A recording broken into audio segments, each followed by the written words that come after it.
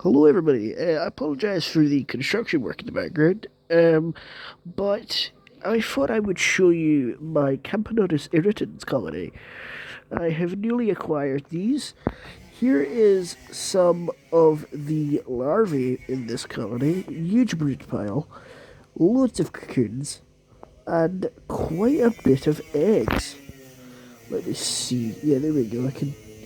There is about 30 eggs in that clutch there. I apologise for that. Also, this worker is slumped over. That is because she is newly closed and her exoskeleton is still hardening, so she cannot move yet. The queen is in the back there.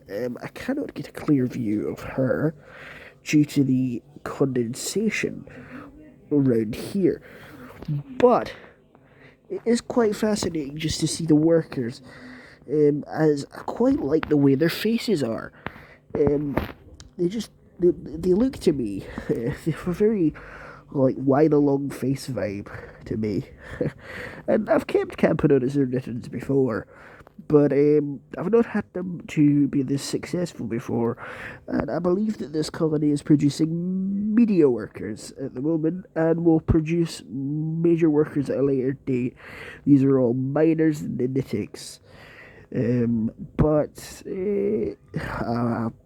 I'm quite astounded at the progress that they're making in such a short time. See, like that worker there, she's twitching her joints. That means she's getting ready to walk about almost when her exoskeleton hardens fully. And as we can see here, if I was to move this, we can see another worker there that is hardening her exoskeleton. So quite a lot of workers are closing in this colony. There's one at the back. Let's see. Yeah, there is. And then there's the worker there with all of the eggs. So it's very. It's quite good. It's quite fascinating to look at them, because if you look at their faces, they are quite long and spindly looking with their antennae. Most camponotus look kind of blocky-ish. These are more slender. But I don't think there's much to really go on here. But I will update you on the progress as it goes with this colony, as I'm quite fond of it myself. I've always been a fan of camponotus. Camponotus happened to be one of my most favourite species, other than Solenopsis geminata. Solenopsis geminata will always be my favourite species of ant, other than, camponotus. I quite like Ada or a top 3 maybe. But her holding all those eggs, I think there's about 30 to 40 eggs there.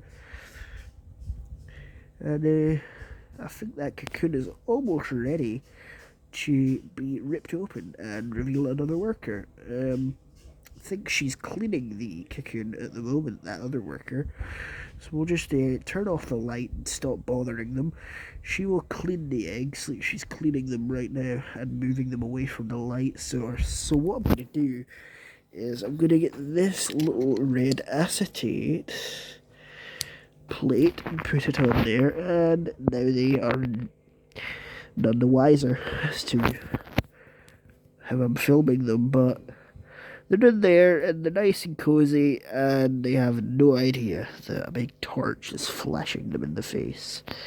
So they'll calm down now. As you can see, they're already calming down, because they're starting to clean each other and starting to clean themselves right there mid-frame right there, if it would let me zoom in, but it's not, so there we go. Okay, yep, they're already starting to calm down and bustle up in activity. See, there we go. And the queen will probably come out of the corner there, which she is sitting there in the corner.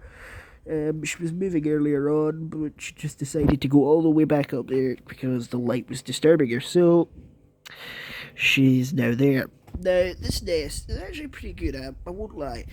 I was very hesitant to use this. I was going to actually take them out of this, but I must admit, I'm quite a fan of this now, actually, this kind of nest design. And the gypsum hydration port. As long as it doesn't get too moldy, I suppose it would be alright.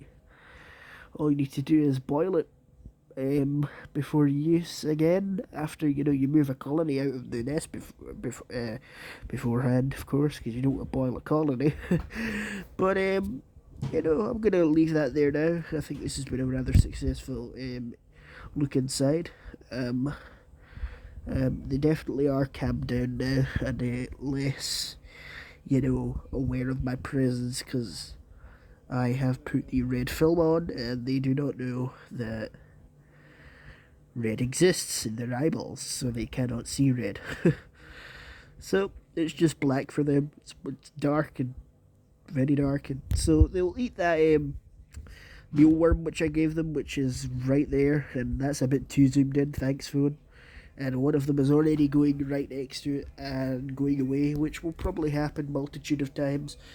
So that will probably happen like 10 times before they actually go and eat it, because camponotus are weird. They like some camponotus negamurensis never did this, but most other camponotus colonies that I've had, when they have small numbers, they sniff it, they go away, they smell it with their antennae, they go away, they smell it with their antennae, they go away, blah blah blah. But when the colony gets bigger, I suppose they don't need to do that. And the zooming in function on my phone is broken. But yeah, before the construction gets any louder than it already is, I'm going to end the video. So thank you very much for watching, and I will see you all later. It's a pity that they're all getting active now, though, that the red film's on, but oh well.